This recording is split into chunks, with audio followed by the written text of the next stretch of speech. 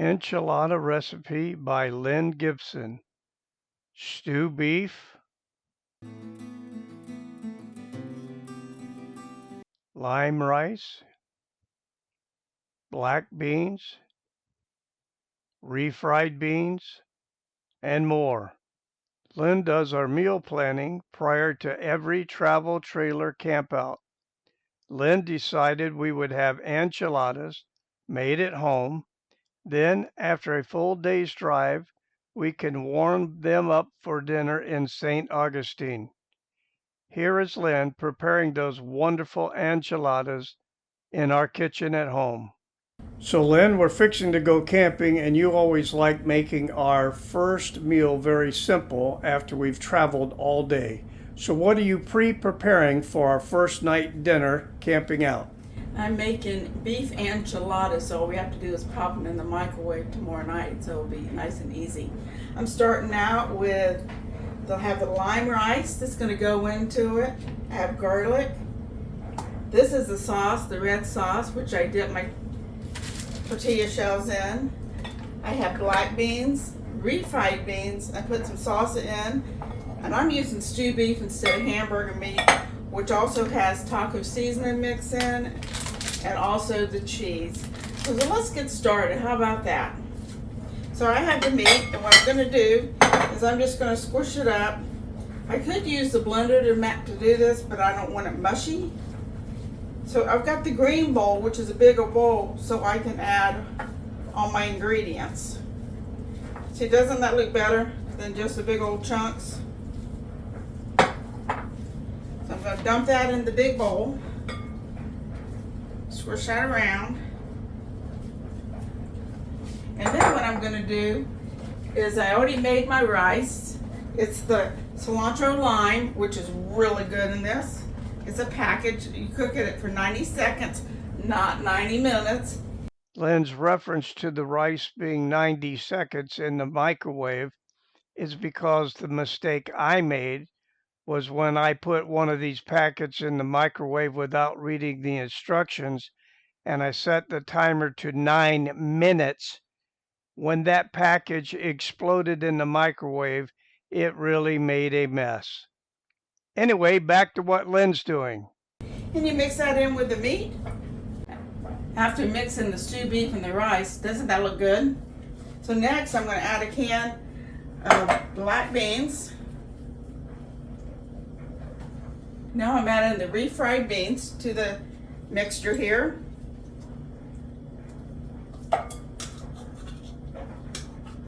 This is going to make quite a bit. So right now it looks like this, but in a few minutes it's all going to be mixed together. Now I'm going to add the mild cheddar cheese. Cheese is always good.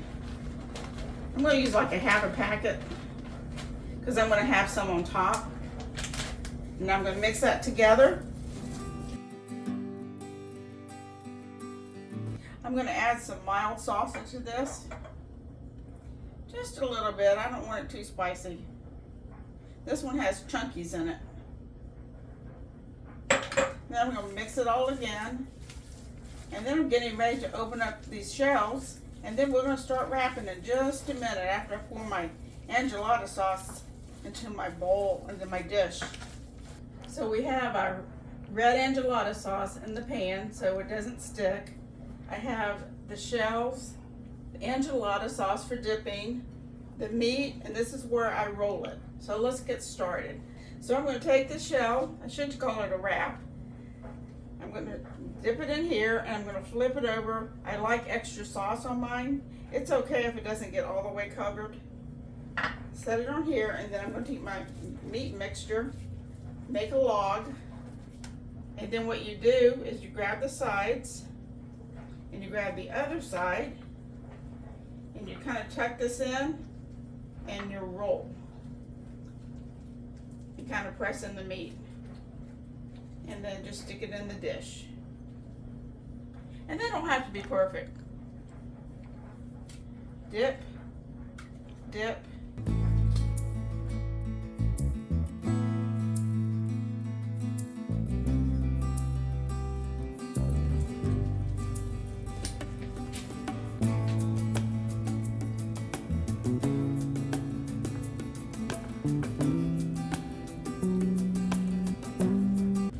tuck it in and roll.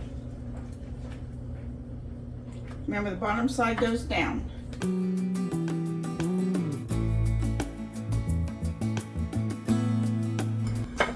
Take my meat mixture, make my log.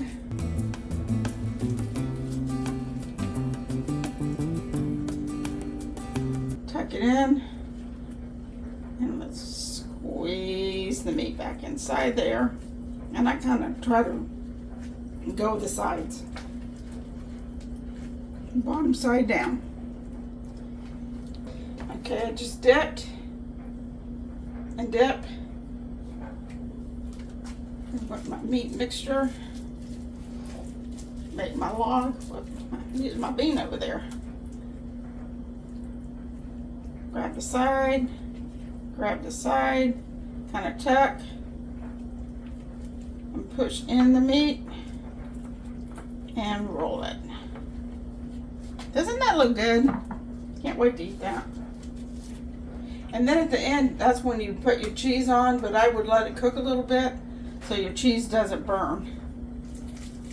And I bake this at 350 degrees for about 30 minutes, and then I add a light layer of cheese on top. If you would like to add black olives, that works great. And if you don't like black olives, you don't have to put black olives in it. And then once the cheese is melted and everything is nice and hot, then you're ready to eat. And you could put sour cream on it. You could have shredded lettuce. You could put salsa on it. It's really good, but I like it with just sour cream and cheese. I placed the enchiladas in the oven at a temperature of 350 for 30 minutes uncovered, and after that I will put cheese on top. After adding a layer of cheddar cheese on top, she bakes it in the oven for another 10 minutes till all the cheese is melted.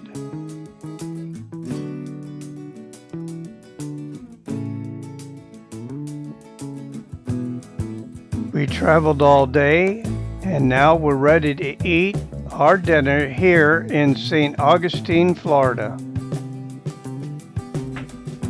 Well, here we are in St. Augustine, Florida, enjoying our enchiladas. Hello, everybody. They're very yummy. Delicious. Thank you for watching Adventures of Charlie and Lynn, our YouTube channel.